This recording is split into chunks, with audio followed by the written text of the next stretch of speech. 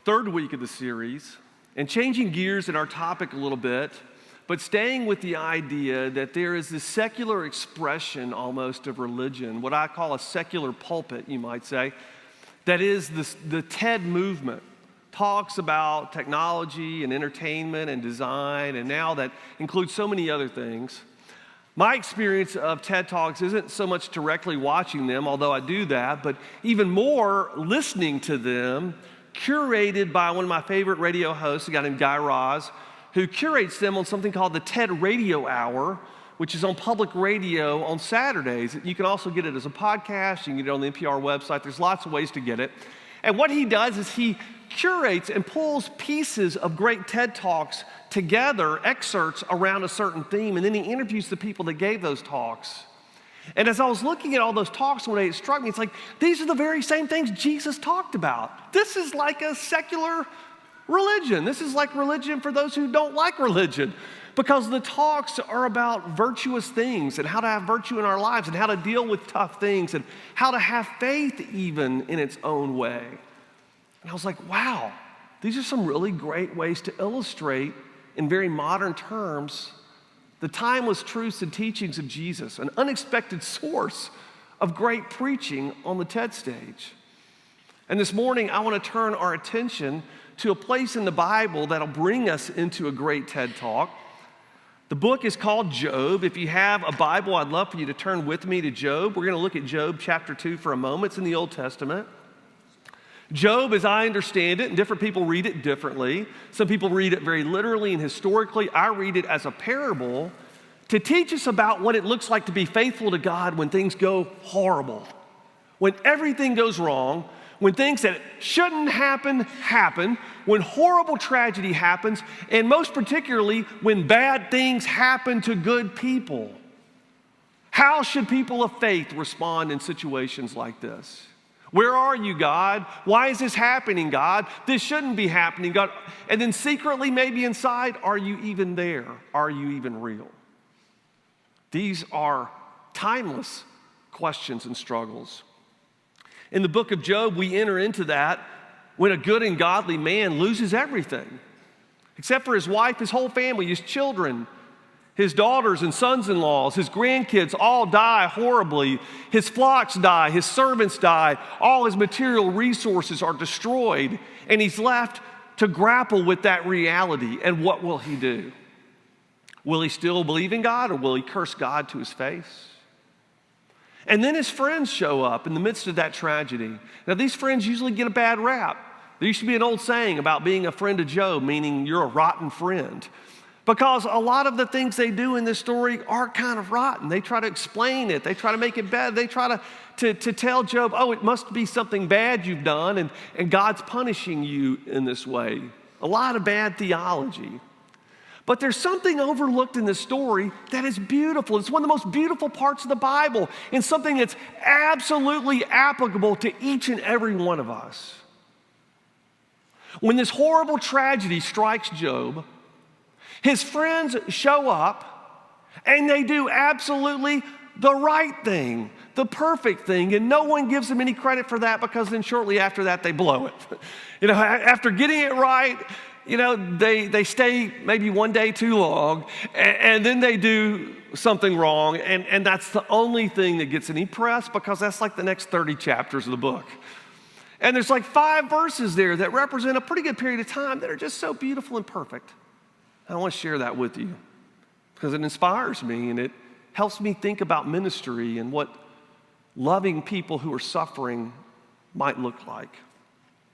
Now, when Job's 3 friends heard all these troubles that had come upon him, each of them set out from his home: Eliphaz the Temanite, Bildad the Shuhite, Zophar the Naamathite. They met together to go and console and comfort Job. And when they saw him from a distance, they didn't even recognize him. That's how broken he was. They raised their voices and they wept aloud. They tore their robes, an ancient sign of grief and sorrow and angst. And they threw dust in the air as a sign of mortality. Ashes to ashes, dust to dust, as a sign of grief and suffering. And then they sat with him and did the most remarkable thing. And they said the most remarkable thing. They said nothing. They sat with him on the ground 7 days and 7 nights. And no one spoke a word to him. Why? For they saw that his suffering was very great. This is the word of God for the people of God. Thanks be to God. Will you pray with me and for me? Oh God, may the meditations of my heart and the words of my lips be acceptable in thy sight, O Lord, our rock and our Redeemer. Amen. You don't need me to tell you that death is a great mystery. You know this. Whether you're religious or not, there remains inside you this existential fear and this deep wonder about what happens when you die. In fact, the things that people are most afraid of are, number one, public speaking, and number two, death. And people have questions about it. What happens when I die? What can I expect when I die? What will I see when I die? Where will I go when I die? But the one I get most of all is, what happens when I die? I get that a lot. And I'm not sure my answer really satisfies anyone because it isn't a firsthand account, is it? And they know that. But I want to talk about the mystery of death that we don't ever ask about, but we should. It's not what happens when you die. It's not what happens when I die. It's what happens when you don't die, but someone you love does. What happens then? This is something we can know about firsthand. This doesn't have to be mysterious. What will happen to me when someone I love dies? Because it's a guarantee for each of us, right? 100% guarantee that this will happen. What is that like? What can I expect then? What will I do? What will happen to me? How will other people respond? And when this happens to other people, how can I respond? How can I help? Can I help? Or at the very least, how can I not make it worse? Why don't we explore this? How come we don't?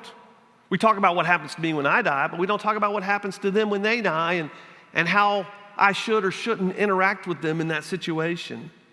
We don't like talking about death. I'm convinced of this. This is proven. Sociologists study this, that we live in a death-denying culture. I can prove it very simply. We don't even say the word death, do we? We don't say death. We don't say died. We don't say dead.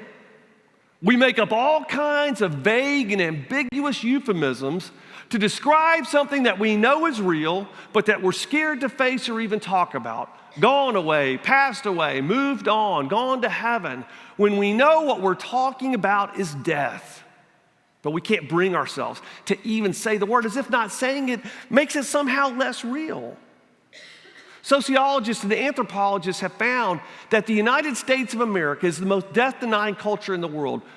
Why? We talk about it the least, although we die just like everyone else does. And our rituals surrounding grief are the shortest in the history of humanity. In other parts of the world where people will grieve in a quite healthy way for 60 days, 90 days, profound rituals of grief, we want to wrap it up in 28 hours, 48 hours so that everyone can move on, get back to work. Why is that? Well, because, death is inconvenient. It interrupts our economic productivity. And even worse, it makes us uncomfortable. We don't know what to say. Should I say something? Should I not? But maybe more importantly, it forces us as Americans to see something we don't want to see, that we are not in control. That's anathema to our cultural ethos. We're not in control. We're animals. We're creatures, and we will die. But as believers, I think we must explore this because it's part and parcel of our faith, death and resurrection. But equally important, it's an opportunity for us to be there to bless and help and encourage and give hope and minister to people when they genuinely are suffering. So let me stop and just define these terms really quickly because I'm talking about grief, but please don't think of grief just as something that goes on when someone dies.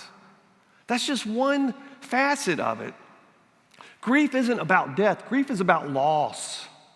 It's about endings. And those come in all kinds of places. When you move to another town, there's grief.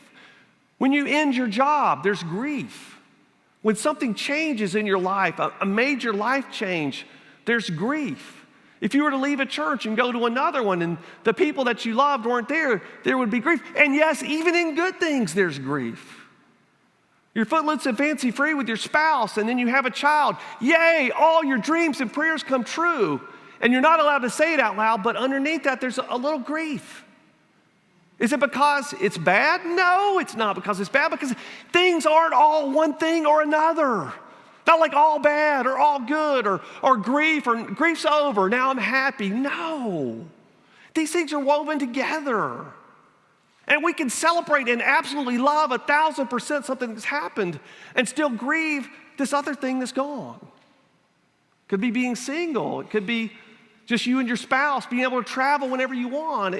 It could be a new promotion or a new wonderful job, but you acknowledge something else lost or left behind. It could be changes in your body related to age or disability where you used to do certain things and you can't now. That's a loss. So some of you were laughing a minute ago, and the great theologians Semisonic were played as I came up on stage. Their classic song, what? Anybody know? Closing Time. There's some wisdom in that song, and there's plenty of stuff that's not wisdom as well. But wisdom in the line that says, every new beginning comes from some other beginning's end. Every new beginning comes from some other great new beginnings end. And when my kids have birthdays, I see this. I see this wonderful new thing. But you know, the thing that just ended that stage, I liked that too. And I really wasn't ready for it to end. And so that's how you can have joy and grief. I want to introduce to you a woman named Nora McInerney who knows more about this than I'll probably ever know. Nora McInerney is her name. She gave a fabulous TED Talk on this. There's her and her son and her husband, Aaron. She'd been married, they were only married 3 years, and early in their marriage, they got pregnant with their child. You see him there. And after that, her husband, Aaron, got glioblastoma, which is a brain tumor. You can see the scar on the side of his head. Shortly after that, they were going to get pregnant again, and they got pregnant, and then they lost their child, a late-term miscarriage. And she went through a series of griefs and grief events in a fall that would knock over a redwood. The loss of that baby to miscarriage. A week or so later, her father died. And 6 weeks later, her husband, Aaron, died. So we can say that she's certainly qualified to say something to us about grief and to teach us about not only what it is, but how we can respond to it in a more helpful way than oftentimes we see in our culture. This is Nora McInerney on the TED stage.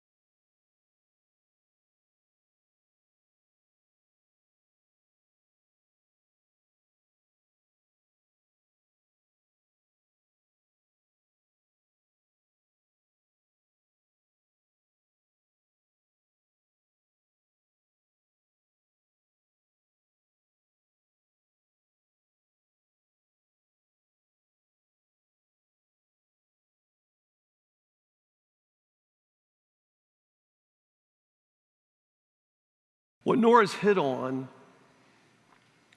is something that defines often how we respond to people who are grieving, what you would call maybe adjacent grief instead of like stricken grief, like you're near people who have lost something.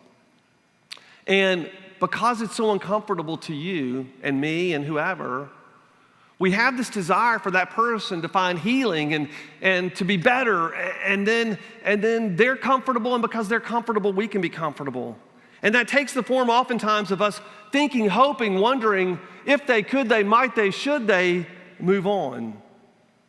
But what Nora points out is that to move on would not recognize the fact that Aaron, her husband, was part of her, and that she sees him in their child, and he's in her thoughts always, and he's in her decisions, and he's changed who she is. Their relationship changed her, and then the loss of him changed her, and it was because of those things that this other man fell in love with that person who was changed and in some ways made by Aaron, and that not only is Aaron always going to be with her, but that she wants Aaron to always be with her.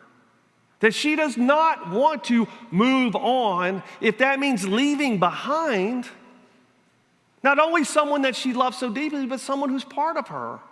Why would she want to move on? Take a listen.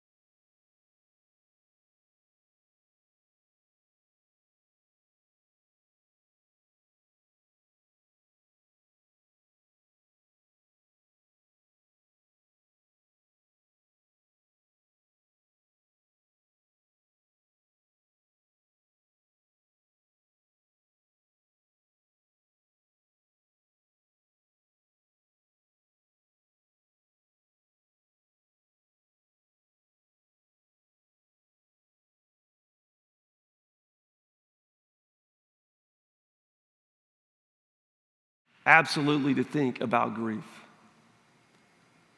That it marks an event that we don't move on from and probably don't want to move on from. But what we do is we want to learn to move forward with. To not be frozen and paralyzed and stuck, but to learn to move forward with it. And as she has said, how else would she want to move forward except with Aaron? But oftentimes I've seen, and you have, how grief goes terribly wrong. Oftentimes at the hands of those who are trying to help. Not at their hands really, but at their words. Said with good intentions, out of ignorance, yes, but more importantly, out of our own discomfort. When we who are grief adjacent, you might say, are next to someone who is in that group that is grief stricken. And the truth is that the grief stricken people make us really uncomfortable. We don't say that because that sounds selfish and self-absorbed, but the truth of it is it makes us uncomfortable. What do I say? Should I say something? Should I not say something? Should I bring it up? Should I share an old story? Or no, that'll make them cry. Or is this the right thing or the wrong thing? Or what is it? We don't know what to do. This is what I love about Job's friends in the Bible. They got it absolutely right. They saw this great insight that if you get nothing away from this, I want you to get this. They recognized when they first saw Job that nothing they could say, no magic words, no religious cliche, no quoting of a great Hebrew text was going to do anything to make Job feel better. There were no words. They said no words, for they saw how deep was his sadness. I have had to learn this the hard way. And so maybe you can learn it the easy way and be unburdened by the sense that you can and should make it better. You can't. And you know what? Even if you could, it might not be doing them a favor. As pastors, we fall into this thing, the Messiah complex, where we want to help, we want to make it better, we want to say the right thing, do the right thing, and wave our Jesus magic wand over it so that suddenly they feel better. And I've learned that this does not happen. Job's friends understood that. So what did they show up with? How did they get it right? They were present. They obviously had empathy. They felt what he was feeling to some, they didn't feel exactly what he was feeling, but they were saddened and hurt, seeing him saddened and hurt. They cried aloud. And they gave really the only thing you can give. They gave their time. Now, oftentimes, this isn't what happens. You know this. Oftentimes, what happens is the wrong thing. Someone tries to explain to you what happened when you lost your someone. Or they try to make it better with magic words or religious words. Or they try to wrap it up in a neat little bow that's going to be okay because, well, at least one day you can remarry, or at least one day you can do this, to try to make it all better, and then you don't feel better, but maybe they do. And I have to admit, the person most likely to try to explain to you what has happened to you but not them is your most religious friend. Right? And I don't mean spiritual, though spiritual and religious aren't always the same thing. And I realize the irony of this as a pastor who is widely considered very religious, and rightly so. That it's your very religious friend, and hopefully you're not that religious friend who feels that it's your job to explain to this person what's happened to them metaphysically. And the person who's trying to make it better is probably a pastor or a close friend or family member, and we can't. And it's your acquaintance and coworkers who just want to see it wrap up. Let me just say, the worst things that one can say to someone who's grieving are things like, "I know how you feel." You don't. You don't. In fact, we never do and never can be inside someone's soul and know what they're feeling. What we don't want to say is he's in a better place, because you don't know that. And you may not even know what they believe about that. And for heaven's sake, never say there's a reason for everything, unless God has whispered into your ear, because he certainly hasn't mine, the reason for everything.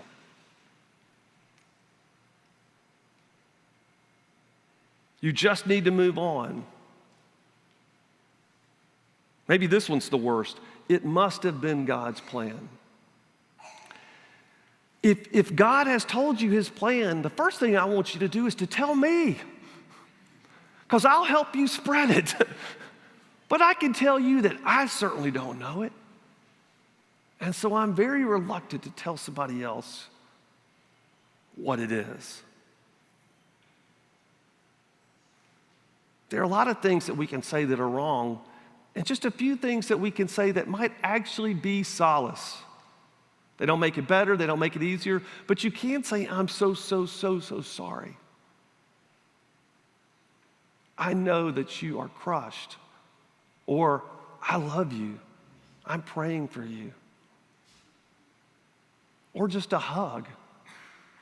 Or when everyone else moves on, but you know they haven't, you double back with a letter or a card a month later, a year later, because you're still carrying them inside you. Here's the summary. Just love them. Don't try to fix them. Don't try to rescue them. Don't try to rush them, because grief is not something that's going to end and be done. It's a part of the fabric of life. It's woven into the good, the happy, the new beginnings. Woven into that is what has been lost or what has ended. And for the person who loved that person, they want that to be woven into the future. They don't want to forget that person. They don't want to leave that person behind. To do that would feel like a betrayal. But beyond that, those memories are cherished and loved and, yes, even enjoyed. And they don't want to walk away from that. Grief over time isn't something that goes away. It's just something that changes. It ages. It becomes familiar, like an old blanket. Dare I say, comforting, reassuring us that we haven't forgotten that person. And yes, they're still with us. Nora says this better than I ever could. Take a look.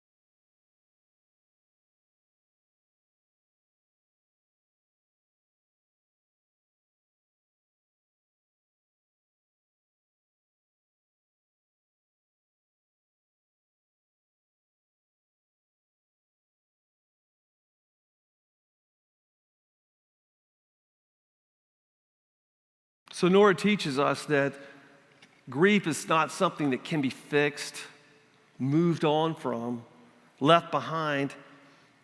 And even if it was, that's probably not something you would want. We carry it with us into happy times and parties. We can laugh and cry at the same time. We can grieve and yet find new love at the very same time. It's a permanent strand in the tapestry of our lives. And we as Christian believers can enter into that suffering of people without anxiety, without the anxiety that so many people have, the existential anxiety about death. We as believers can enter into that as non-anxious presences. Not needing to fix, not needing to make it better, wrap it up, pretend that it's not that big a deal. Because we have this great comfort that comes from our faith. From the one who said this, he said, "My Father's house has many rooms. If that weren't so, would I have told you that I'm going there to prepare a place for you?" Here's where my comfort and lack of anxiety comes from. Jesus who said, "If I go and prepare a place for you, and take you to be with me, I'll take you to be with me that you also may be where I am." We as Christians believe and have seen that after death is new life, that Jesus himself was raised from the dead, and that we know that life exists on the other side, that death may be the worst thing, but it's not the last thing. Paul said it better than anyone when he said this: "Death has been swallowed up in victory. Where, O death, is your victory? Where, O death, is your sting?" If we embrace the truth of the resurrection, that Jesus truly, as I do, and as I believe with every cell in my body, was raised by God from the dead, then we know that death isn't the end of the book. It's just the end of one chapter, and one little tiny page over is the new one. And with that hope that I hold on to, I can step into someone else's darkness and grief without this internal panic, carrying with me the Jesus who said to the storm, "Peace, be still." And asking God to give me that peace and to make me be that peace as I enter in just to be, just to companion them, to listen, to hear, to hug, to say I love you. And through that simple presence of love and acceptance, maybe, just maybe, pointing them to the place where I found that peace. In the name of the Father, and the Son, and the Holy Spirit.